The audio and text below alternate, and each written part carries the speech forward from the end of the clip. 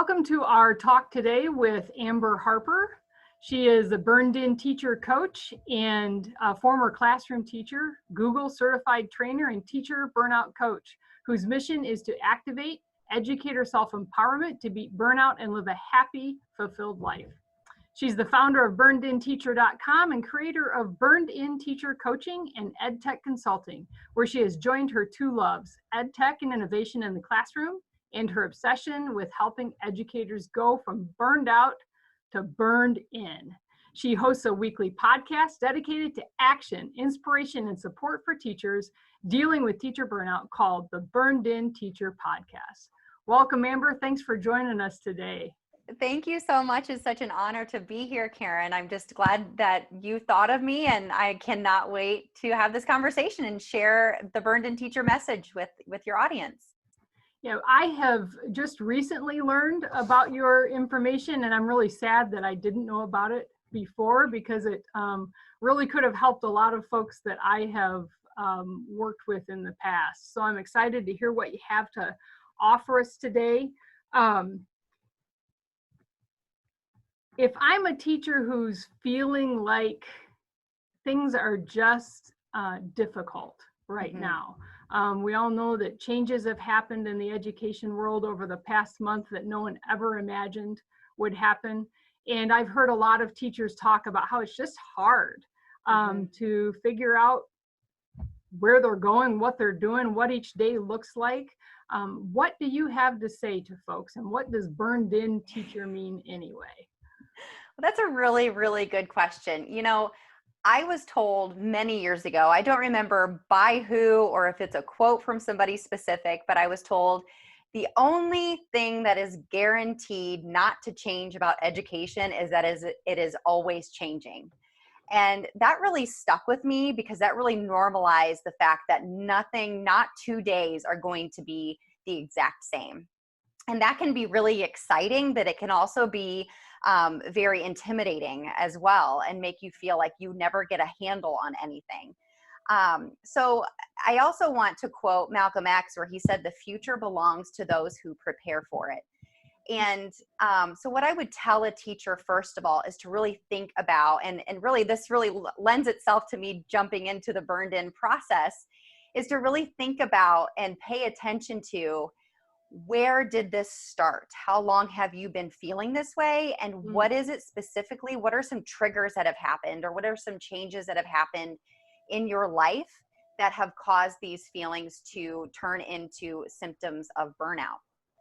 I created Burned In Teacher out of my own struggle with burnout. All 12 years that I taught full-time in the classroom, I struggled. And as I did more research and learned more and found a lot of self-care tips and strategies that weren't good enough for me. I wanted to know a strategy to help me to deal with the consistent challenges that I was faced with from different areas. It felt like there were not only just challenges, but challenges coming at me from different places and different angles all of the time. And some of them were internal, that challenges that I was putting up for myself, that I was creating myself. And I couldn't find anything out there that helped me to answer the question that you are asking me today. And the real true answer to that question is, there is no one size fits all solution for this. It really begins and ends with the teacher. And you know, the truth is, we are 100% responsible for our lives. And therefore, we are 100% responsible for how we react to those challenges that are being presented to us each day. Wow. So does that answer your question? Yeah, that really, that helps. In general. As you were talking, one of the things that struck me is it sounds like when you were dealing with your own burnout, you were looking for action steps. Yeah. You were looking for things to do. And what you were getting was a lot of philosophy, a lot of ideas, but you weren't getting practices. Exactly. So, and I think in education as well, we get theory and philosophy thrown our way every single day, right? By a lot of people who have been far removed from the realities of teaching today. And, that's not to say that theories and philosophies are not important and necessary to consider, but, and it's interesting that you say that I wanted action steps, because through this process that I've created, I learned that one of my top strengths is activator. I want to take action. And the problem is that I found myself stuck on this perpetual roller coaster of burnout because I settled for what everybody else settled for. Blaming, venting, shoulda, coulda, woulda, if, then, this, that, there's all of these, it was just a cycle of just frustration that I was not okay with. And I couldn't find an answer. And so I decided to create an answer myself. So that's what That's an activator. Well, and Burned In Teacher, when I created it in April of 2016, I was still teaching. It came to me. I was really activated at an ed tech Google Summit in Franklin, Indiana, that takes place every April, but not this April. And I decided I wanted to become a Google certified educator. I wanted to have that badge. I wanted to do all those really cool things that these Google certified educators and trainers were doing. So I decided to go for it myself. And on the way home from this summit, I had fallen asleep because, like, typically when you go to conferences with your teacher friends, you're up too late the night before. And so I fell asleep and I woke up and I thought, Burned In Teacher, because it's 180 degrees the opposite of burned out teacher. And I'm going to start talking about this because I feel 180 degrees different than I did when I went to this conference. And I have found a passion. And not only am I going to share my journey while I'm becoming a Google certified educator and trainer, I'm also going to talk about my struggle with burnout. I'm done being ashamed.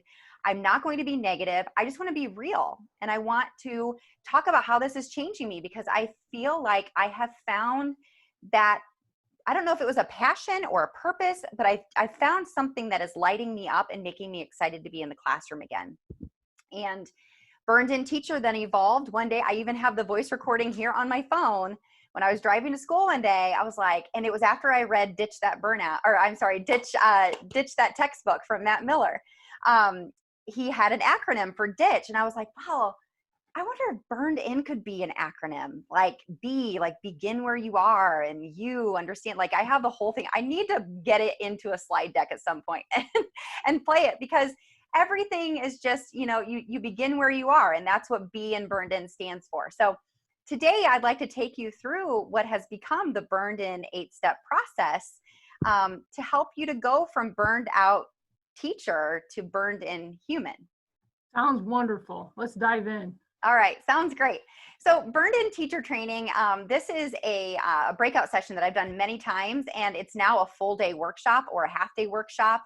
And I actually have a course that I have, an online course that's going to launch again here at the end of May and June. But I want to share with you the basics of what Burned In stands for, because I have the Burned In Teacher podcast, I have burnedinteacher.com, but a lot of people don't realize that it is actually a process to help these teachers that you were talking about, Karen, who feel like they've got all these consistent challenges going on and they're just trying to put out, how many times have you heard this phrase? I'm just putting out fires all day. Yeah. Right? Yeah. So what this is for is to help you to really give your burnout the attention that it deserved from the moment you started feeling the symptoms. And Laura Vandernoot Lipsky, she talks about it in Trauma Stewardship, that we can build these walls. We can put a moat around our castle. We can put crocodiles in the moat.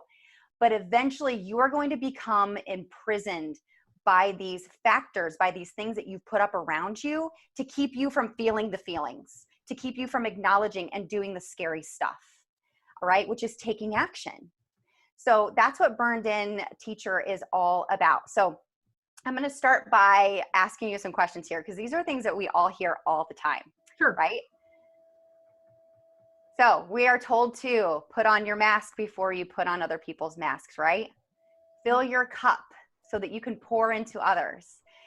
those are, again, those theoretical, philosophical, those cliche things that we're told all the time as teachers. And although they are true, what I have not been satisfied with is how. Yeah. How do I put my mask on? How do I fill my cup in ways other than these self-care initiatives that are really confused, and it's actually self-indulgence, such as now self-care, running, right? Nails, self-indulgence, right? Going out for dinner with friends, that's healthy, that's self-care. Drinking 3 bottles of wine, self-indulgence, Right. right? Right. Venting, self-indulgence. Taking a bubble bath, that's healthy, that's relaxing, it calms you, right? But none of these things, if you do these things, I love getting my nails done, by the way. I'm not hating on people who love to get their nails done. I do too, right? I love going out with friends. I love wine. I love all of these things. I run consistently. But if you do all of these things and change nothing about your daily beliefs, habits, actions, your routines, if you change nothing about the way that you talk to your administrator or try to understand where your students are coming from, you are returning back to those challenges every single day. Well, that is so insightful. This stuff is great. There's nothing wrong with it. I'm not poo-pooing self-care or self-indulgence. Both things are nice, but we have to change our reality. And again, like I said at the beginning of this interview, it begins and ends with us. We are 100% responsible for the beliefs and the actions and the words that we involve ourselves in every day. Yes. So, and burnout is not a buzzword anymore, right? I mean, lots of people are talking about it, but especially almost a year ago in May, the World Health Organization finally deemed burnout as an occupational phenomenon. And it's not just education centric, it's worldwide. Burnout is a syndrome conceptualized as resulting from chronic workplace stress that has not been successfully managed. And what I want to focus on is that it's not been successfully managed. Chances are anybody that's watching this webinar right now, they have Googled the signs and symptoms of burnout, right? And so I'm not going to go into all of those signs and symptoms. You're exhausted, you're negative, you're apathetic, you feel like you have no power, and then that leads to the self-talk, which we're going to talk about in a little bit, which then leads to your words and leads to your actions, all of those things that are so important. But start with managing this stress successfully. And it's going to take more than a run and a bubble bath. So burnout is one of the most widely discussed mental health problems in today's society, but when it comes to activating empowerment for ourselves, which is part of my mission, that's where we kind of fall off, in my opinion and in my experience as a teacher who worked in the classroom for 12 years and dealt with this. It's not an education isolated incident or issue. So I think that's one thing that we need to realize is that, and I'm not trying to take anything away from the teachers that are feeling the stress and feeling the burnout, but many professions, I mean, think about now, Karen, our doctors, our nurses, our first responders, they are burning the candle at both ends all the time, putting themselves on the front lines and putting their lives in danger. And you want to talk about having pressures from multiple angles. That's what they're dealing with right now. And that is high resolution for burnout. It's one of the things that as I've looked through your process and tried to digest a bit of that, I thought, that this is applicable to anybody. This isn't just teachers. Yeah, absolutely. This is a process that could work for anybody. Well, it's interesting because a lot of people have told me that, but I'm going to start with my people who are my teachers. Sure. And we'll see what happens in the future with this. But, and yeah, so what it starts out with is, I mean, obviously you get angry, you get exhausted, you get frustrated, you wonder where to start because you have so many things to do. So these are the things that I hear from teachers all the time. They're the things that I felt, and trust me, I still feel to this day. Y'all listen, work is work. Running your own business, running a bank, being, working in a daycare or food service, anywhere, anything that you're doing that is important is going to bring about stress, frustration, and you're going to be tired if you're giving of yourself. But the problem becomes when this is chronic stress, chronic exhaustion, from you consistently feeling like you are like running on the hamster wheel and you're not making progress. So, and then as you're feeling all of these things, you don't tell anybody, because if you're burned out, then you're negative and, oh, she's burned out. Don't talk about it, because if you talk about it, then people are going to know that you're a bad teacher and that you're a bad person, or you're a bad mom. All right. I mean, how many teachers right now teaching from home are like, I'm either a bad mom or I'm a bad teacher. Which one am I going to choose? Right. So this is where it's really important that we stop the shame and we make sure that we find somebody to support us through this. And that's what Burn In Teacher is about. It's about the action, inspiration, and support for teachers struggling with teacher burnout. Because Brene Brown says, and I don't know if you know who Brene Brown is. Yeah. She said, shame corrodes the very part of us that believes that we are capable of change. Wow. And I get goosebumps when I say that quote, because it is absolutely the backbone of what Burned In Teacher stands for. If you don't do something different, you cannot expect different results. And it starts with stopping the shame, admitting that you're struggling with burnout, but then taking action from there. Right. So ask yourself this too. Have you ever said things like this? Nothing is ever done. More responsibility is given and nothing is ever taken away. The laziness of my students and their parents is driving me crazy. I have no support from anyone. I'm swimming in a sea of negativity. There are never enough resources for me to do my job. There's no communication. I never know what's going on. These are all direct quotes from teachers who have joined the Burned In Teacher Facebook community. This is why they're burning out. They have all of these different reasons. I mean, you know, a lot of people feel burned out, but what's interesting about this is depending on your personality, your history, and what you believe that education should be, and what you believe your job is, and also your ability to be mentally strong. All of this stuff mixes together and it really does produce your outcome and how it is that you are viewing this burnout.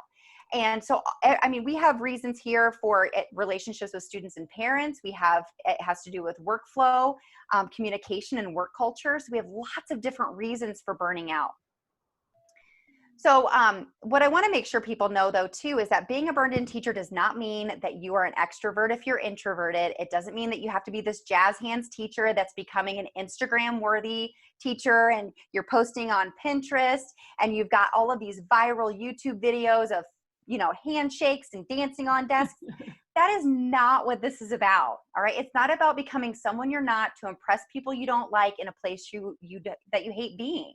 This is about becoming your true self and setting your own vision and then creating a plan of action for yourself. So I have this video here. I'm not going to play it right now because I'm going to go a little deeper into this, but you can find me on YouTube. You can go to bit.ly/burnedinyoutube, and that will take you to my channel. And I have a video that I made here. It's also on my website about what burned in means. So burned in is an 8-step acronym, as I mentioned earlier. It stands for begin where you are, understand your teacher brand, reflect on your challenges, nurture your strengths, extend your reach and possibilities, determine your long-term goals, initiate lasting change, and never settle. And what this becomes is it becomes a cycle that you go through anytime that you are starting to feel challenged by something. It becomes this process. I've even gone through it myself. I went through a round of burnout in the fall. And I started with, okay, where did this come from? Beginning where you are. What has triggered this to happen? And then what is somebody with my brand? How would somebody with my core values and my mission statement, how would they handle this? So it's becoming, and then you go to the next step and the next step and the next step, and we'll go through those in a second. But what all of this is for is because it answers that question of, what do I do? I'm burned out. So where do I start? What do I do? Well, this is dependent on you and your situation and what's challenging you and what you feel you can do about it. Oops, I'm so sorry. I have extra clicks there. All right. So, and this all comes to, I don't know if you've ever heard of Dan Siegel Oh, yeah. at all. He says, if you can name it, you can tame it. So this is a really important part of the burn-in process, because what I created is a teacher burnout quiz where you actually start by naming your burnout. So it's called the teacher burnout quiz. I don't know if you took it or not. Yes. You did see, yeah. So a lot of people are just curious too. They want to see what it's all about. So when you take this quiz, it's 6 questions. It's less 3 minutes or less, and I made that quick for a reason because I know time is of the essence, right? So what it does is it just asks you a series of 6 simple questions that analyzes how you think, feel, and believe about your job and you as a teacher. And so, and then at the other end of this, at the other end of this quiz, you can come out as burned and unbalanced, burned and over it, or burned and bored. And you may even come out on the other end as not burned out, but maybe need a slight adjustment. And really, that is a sign if you've gone through this quiz and you come out on the other end as not burned out but need a slight adjustment. That means you've already started to activate change as it's starting. And that's what burned in is all about. So when you start to feel that frustration, when you start to feel that negativity and that apathy, saying, wait a minute, okay, begin where I am. What triggered this? And starting to show those feelings and those beliefs some respect, and going then from there on through the process. But the first step is identifying, stopping the shame, saying I'm burned out, but now what kind of burned out am I? Right. So that would be the first step. And that's where I begin to work with a lot of people is they can jump into the Facebook community and say, hi, my name is Karen and I am burned and over it. I am just flooded with negativity and apathy from my coworkers and my administrator. Help me. What are my next steps? And I actually have those next steps for you. So the next part of it is after you take this quiz, then you are going to be in your inbox, you'll get a free ebook that I just created. It's called Stages. And what I've also realized is that not only are there different types of burnout, but you can be at a different stage. So I've actually named those stages. And so what they are is you can be a stage 0 through a stage 5. So if you're wondering, yeah, Amber, but what is a burned in teacher? Well, I'm going to get to that in a second, because typically when people join me, they are at a 0 or a 1. So a stage 0 is complete and total burnout. You feel isolated, ashamed, you're stressed, you're overwhelmed, you want to keep to yourself. You're thinking about quitting if you haven't quit already. You're thinking about how much you hate being where you are, right? I mean, this is the epitome of total burnout, right? You're wondering why you're doing what you're doing. And the next stage then is build your spark. That's stage 1. So this is where you feel guilt about how you're feeling. You feel like a bad teacher. You're resentful. You're blaming other people. You're saying, well, if this principal wouldn't have done this, or if these parents wouldn't behave this way, or if I would have just gone into another profession, like you're resentful of all of these decisions and everybody around you. You're cynical. You even feel paralyzed. I mean, this is where you say, I'm burned out. There's nothing else I can do. Right. I'm either going to drop what I'm doing completely, or I'm just going to be a total failure. Right. I failed. There's no other option for me. This is just the way teaching is. And this is where a lot of people, especially around the water cooler, or we call it the copy room at the school, this is just is what it is. Surviving another day. This is where you get into those habits of saying things like that.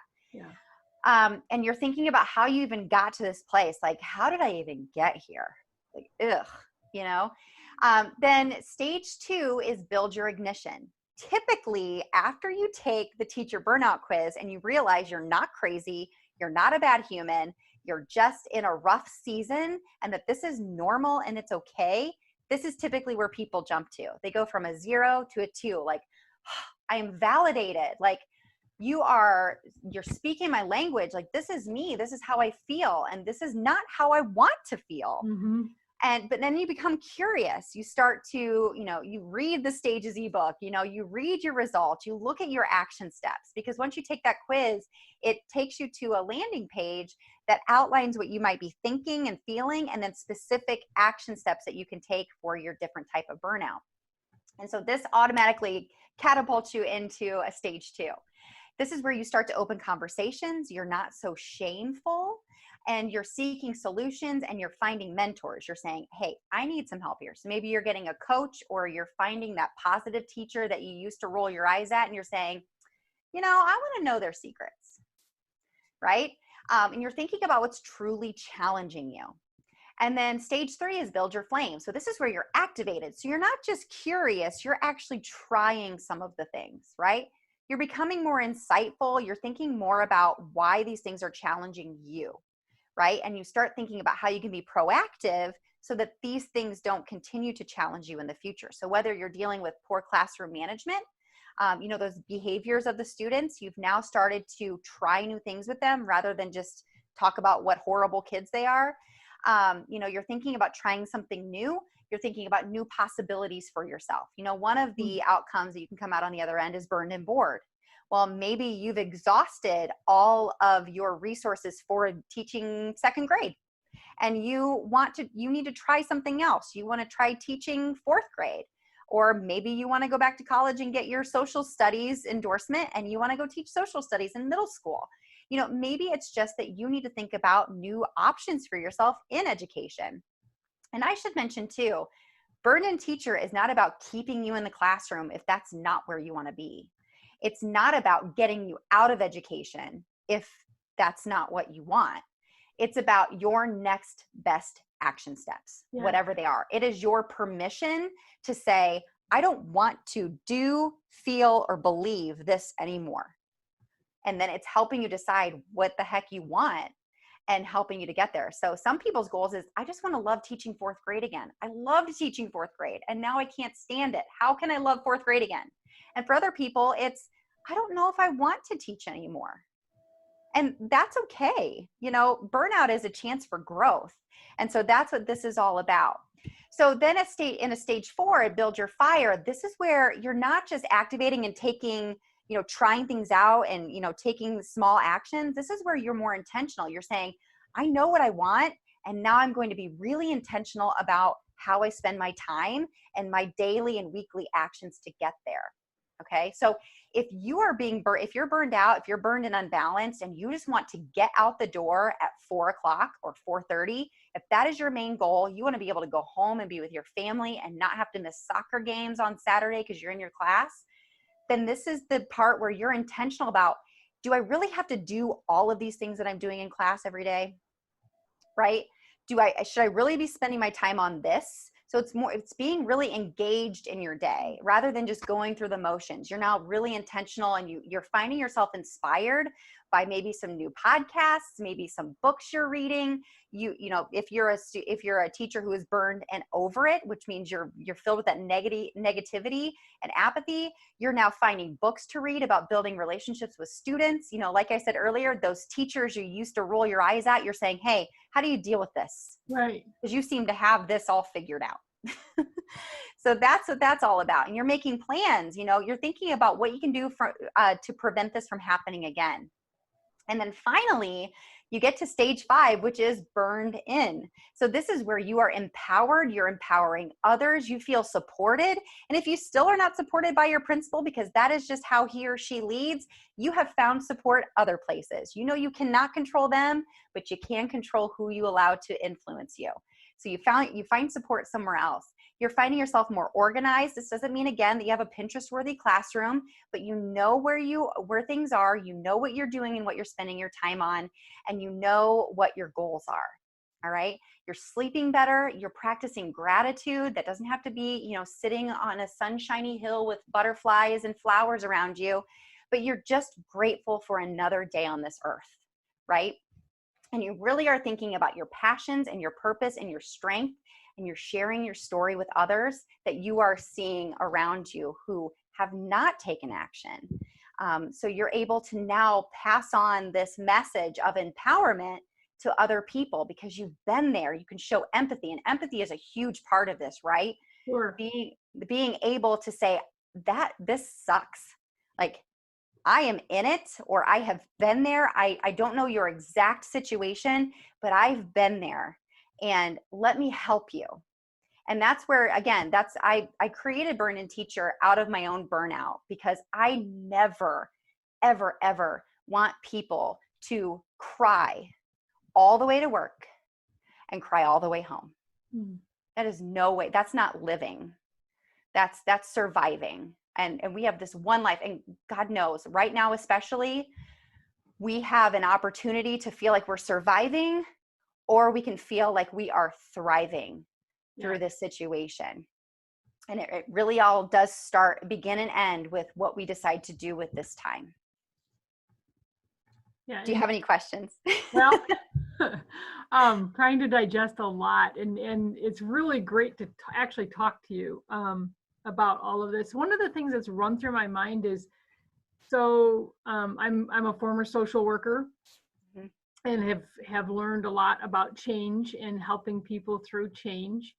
And typically speaking, change is a spiral, right? We hope that it's an upward spiral, but we often, get to a point and then fall back, and we have to climb to that point again and fall back. So do your stages go backwards as well as forwards? Can we recognize, wait a second, I was at a 5 last week and now all of a sudden I'm back at a 3. What's going on? And start all over again? Does it work that way? Absolutely.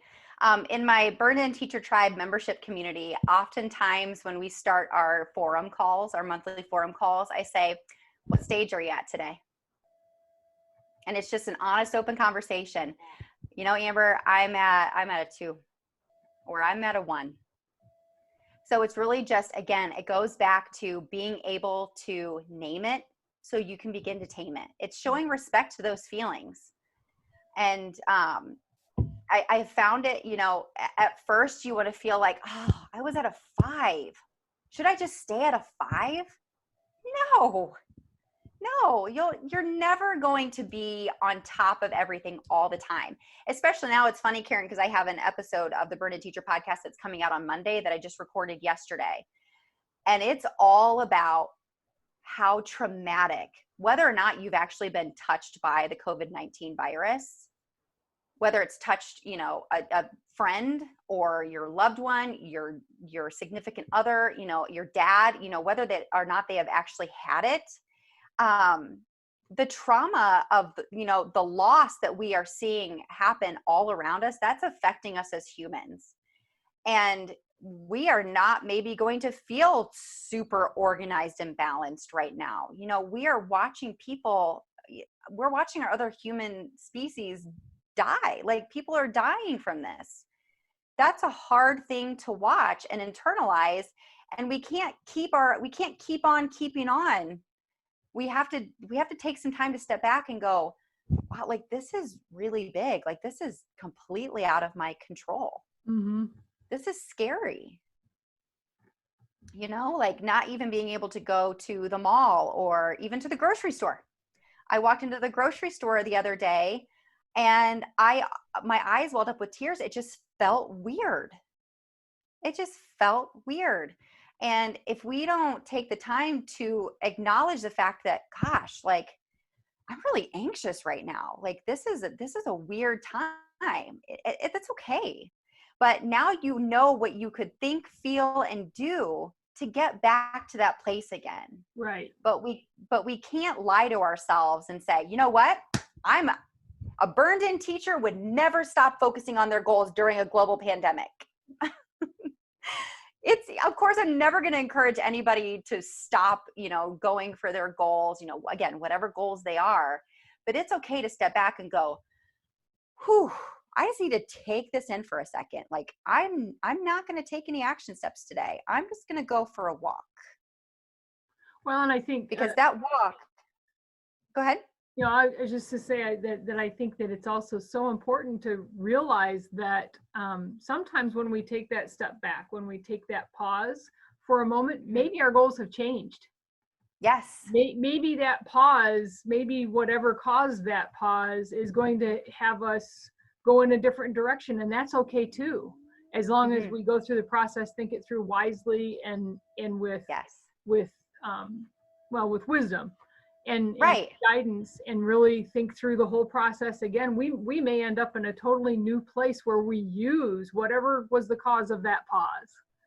Yeah. be And it's burned in interesting. So enough. whether it's a walk or you take that hot bath, that's when you allow your brain to process. And that's where, I mean, think about it. When do you have your best ideas or epiphanies? When you're driving in the car, when you're on a walk, when you're in the shower, when you're not really thinking about anything. Yes. It gives you a chance to pause and to process and to gain some clarity.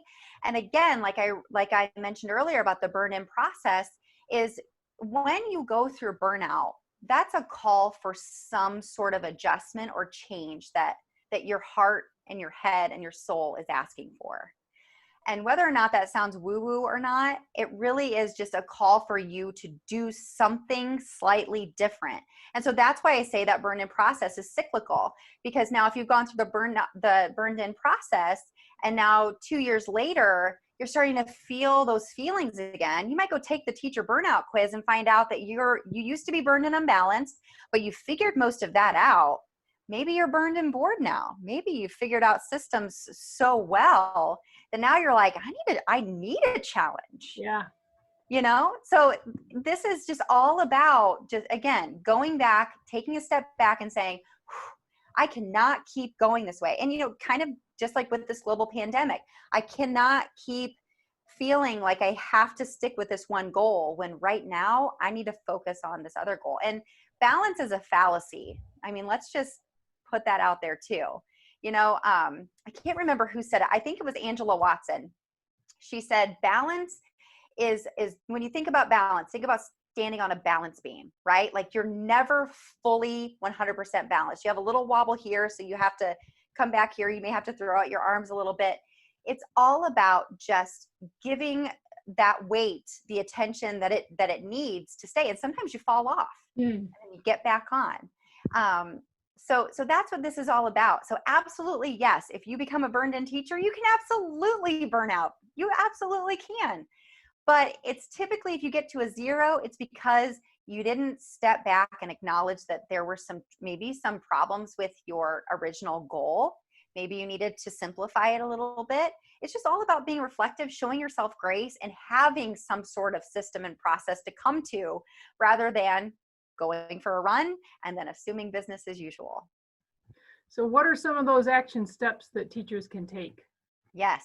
So when you take the quiz and then you identify your stage, so burn and over it, burn and unbalanced, and burn and bored. These are all, you have different action steps. So you're focusing on relationships if you are burned and over it. So whether it's relationships with your students, your administrator, maybe your own family, personal and professional, these things bleed into each other. So really thinking about your relationships. So having conversations, asking questions, seeking to understand, and making sure that you're paying attention to what people are telling you whenever you ask them these questions.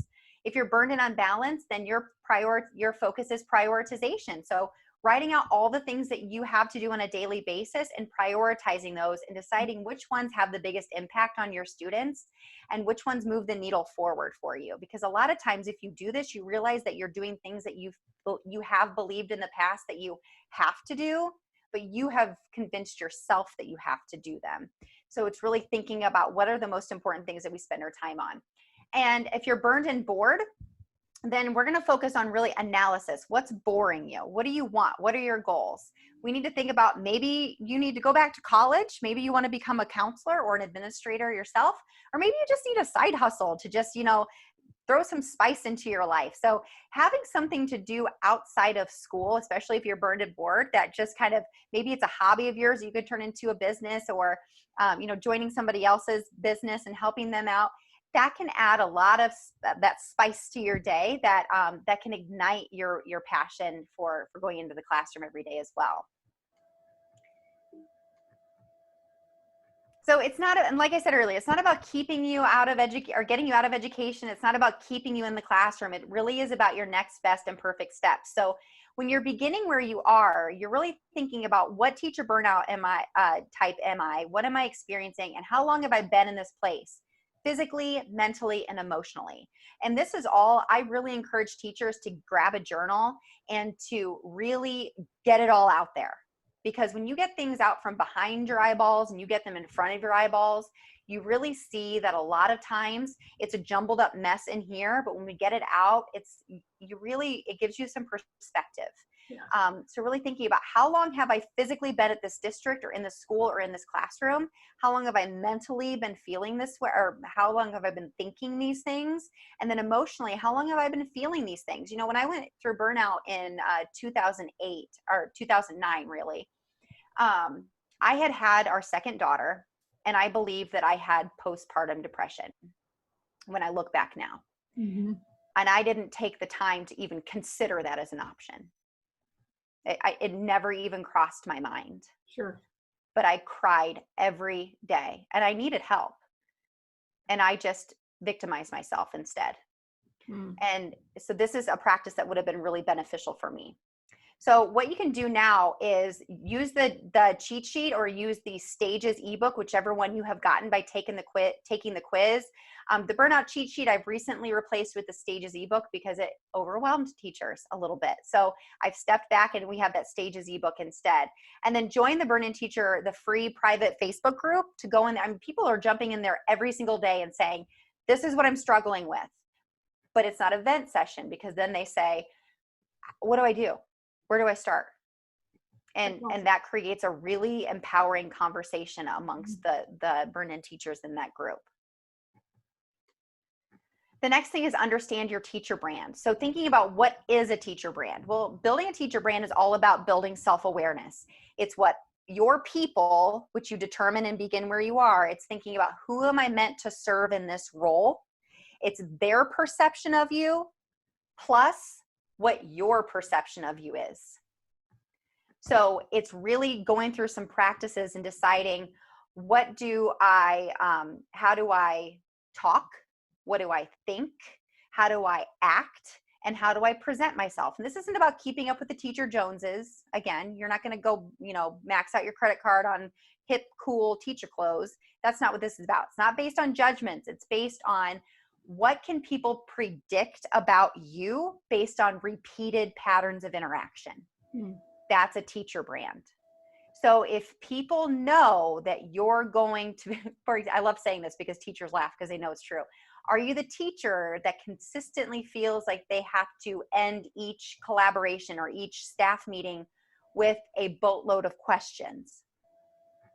Right? Whenever you walk into the teacher's lounge, do people seem to scatter, or are they drawn to you? And why? Are you the person they can go vent to because you're going to throw more logs on the fire and fire them up and even make their blood pressure higher?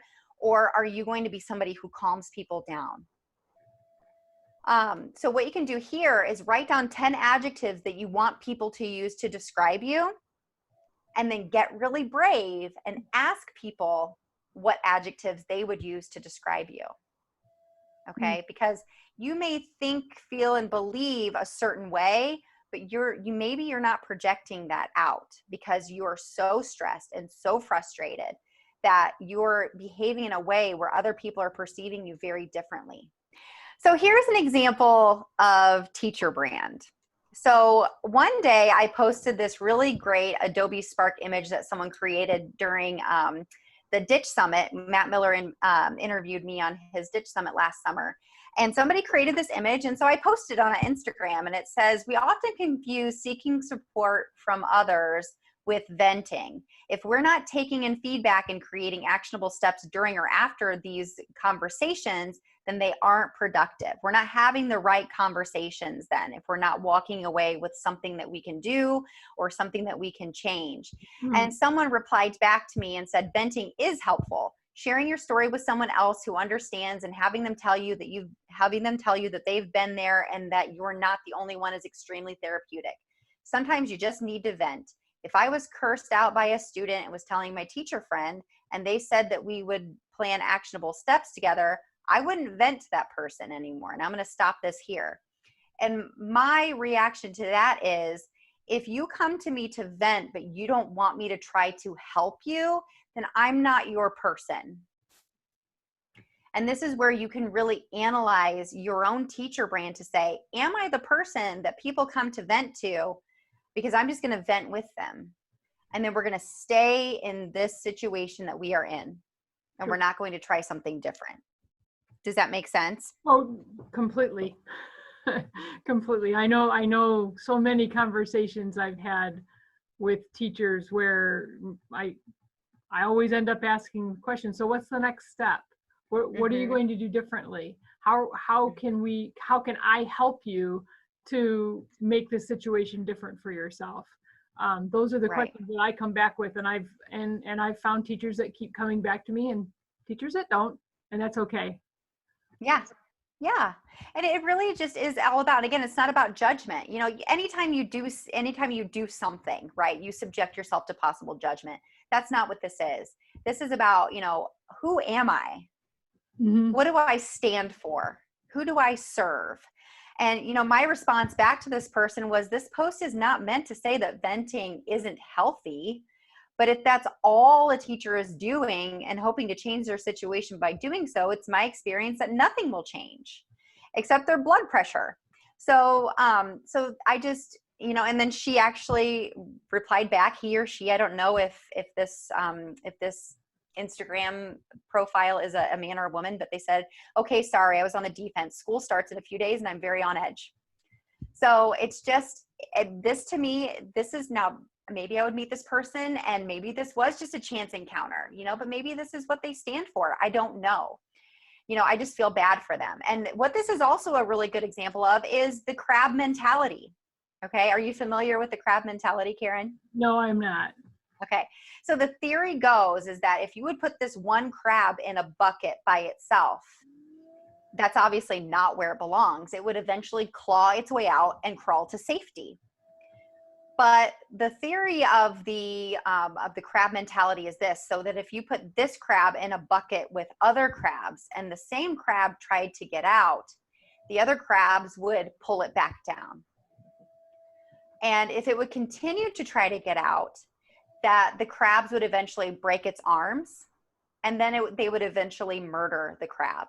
And this is what we sometimes find ourselves. This is what we find happening when we try to do something different, when we try to change our brand, we try to change our beliefs and habits. We have people that are going to try to keep us the same. And even in our own minds, our brain, our self-talk tries to keep us the same. And that's what's so hard sometimes about changing our circumstances or saying out loud that we want to feel, think, and believe something different, because most people are comfortable with staying uncomfortable, right? Or they're comfortable with being miserable even, because it's easier. You don't really have to do anything. You just stay where you are. And for people like you and me who want to take action, we don't want to live this way.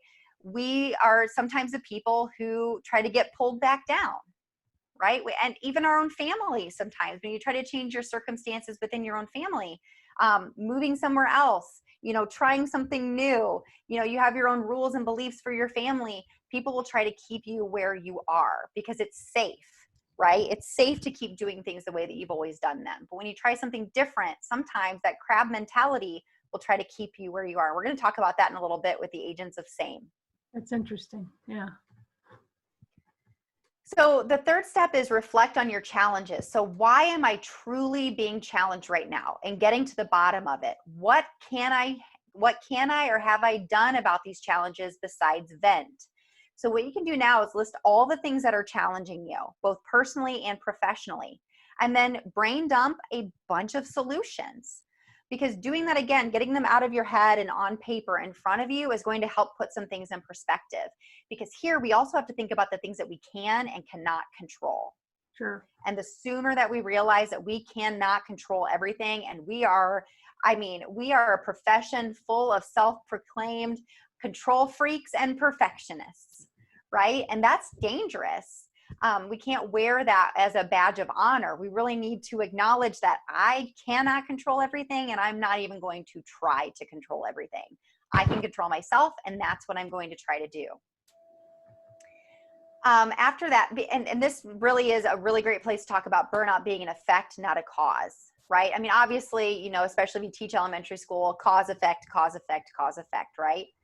But burnout comes from these constant thoughts, feelings, beliefs, and actions that we do that then we results in these feelings and these beliefs that we don't respect. Therefore, we have lots of other causes that happen because of those things. And that comes from really our challenges and how we think, feel, and believe about those as well.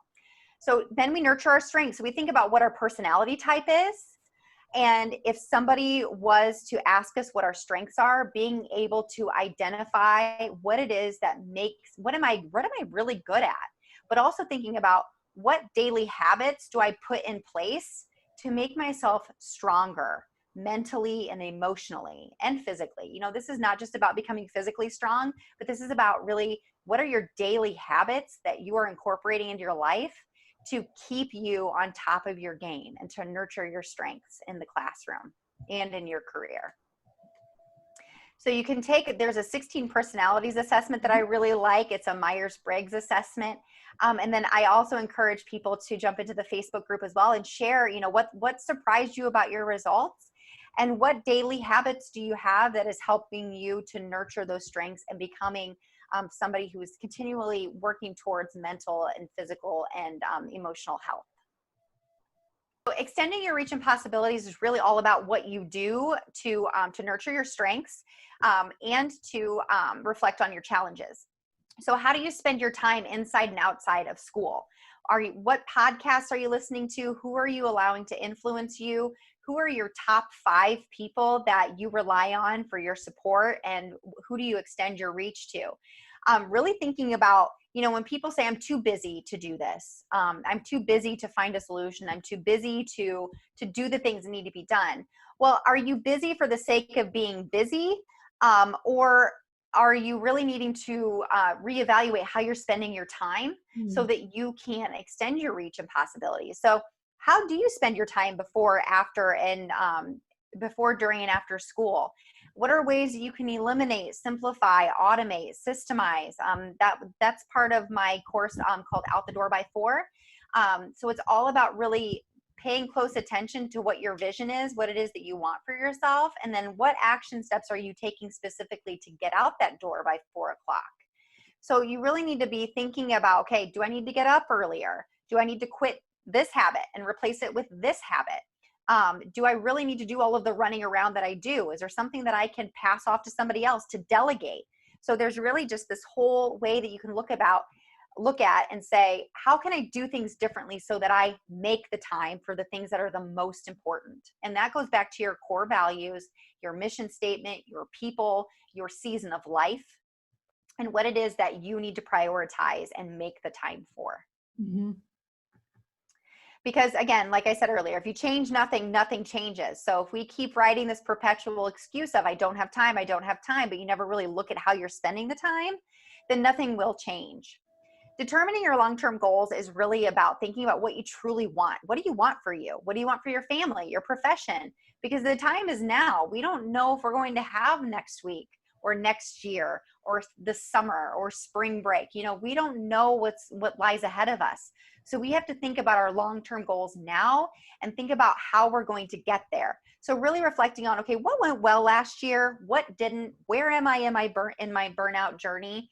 And what is it that I've realized I truly want for myself? So what you can do is you can create a word of the year. And I have an episode for that on the Burn In Teacher podcast, all about going through these practices of, okay, what will I say yes to? What will I say no to? What do I want? What went well? What didn't go well? And then what are my goals personally and professionally? So really getting it out there. So you've gone through all of these other steps of the process. So now it's time to plan ahead. A lot of those had to do with reflecting on why and when and where. And now it's, you know, how and why. What am I doing now moving forward? And then I always encourage people to post their word of the year in the Burn In Teacher Facebook. We have words like jump, rest, change. We've had lots of different words pop into that Facebook group. Initiating lasting change is all about now. You have these big goals. Now, choosing one of each, a personal and professional goal. What are you doing weekly, monthly, weekly, and daily to initiate that lasting change? So what are my big goals and how do I break them down into smaller actionable steps? And what actions can I take today to make myself happier and more fulfilled?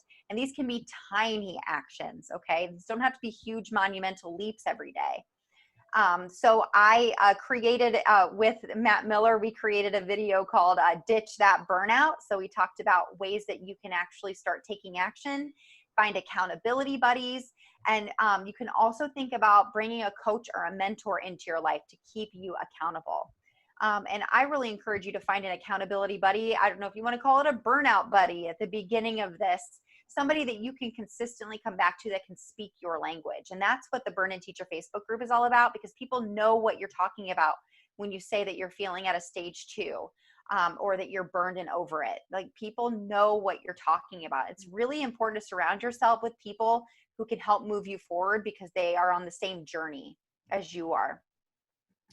And then N is never settle. So this is all about preparing for that struggle, knowing that life is going to happen. Not every day is going to be sunshine and rainbows, although today is really beautiful. Yesterday it snowed for about 2 hours.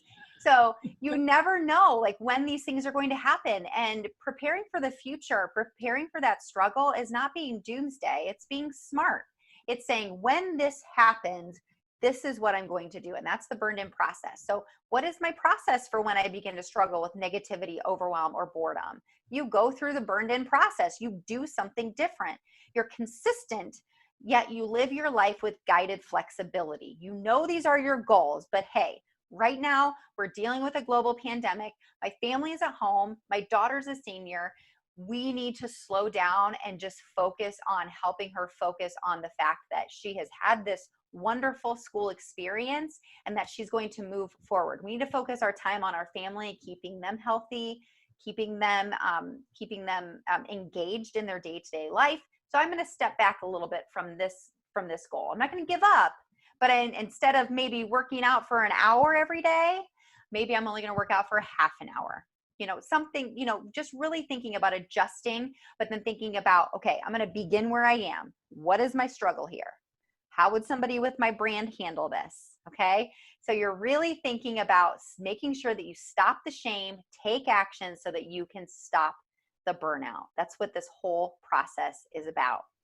And I'm really happy to announce and make everybody aware that if you're interested in this process, I don't only have a course and a membership about, surrounding this whole idea of the burn-in process, but it was actually picked up as a book from the hacking series. So if you go to burninteacher.com/ebook or burninteacher.com/hackingteacherburnout, you can sign up for a wait list to hear more about how when this book will be released, and you will be sent periodical updates, because this is a really important time for teachers to take control over what they can control. And that is your actions. That's your pro actions. That's your thoughts, your beliefs, and your daily action tasks and goals, and making sure that you are doing what you need to do to be happier and more fulfilled, instead of waiting for somebody else to come and do it for you.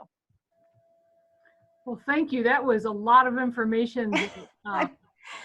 I want to go back through and look at it again and learn more. Every time we've spoken, every time I've sat down with your ebook, every time I sit down with your podcast and begin to listen to them, I just think, okay, I need to listen to that again, because there's so much there that I want to learn and apply to my own life. Even though I'm not currently a teacher, I certainly know that I can apply these same principles. And so I know that the teachers who have the opportunity to view this are going to feel that way as well. So we're going to start up again with we have another session coming up here that we're going to talk about workflow and how to really organize your day so that you can accomplish the things that you need to accomplish today, but know what you can put off till tomorrow as well. So look forward to doing that. Thank you for this. Absolutely.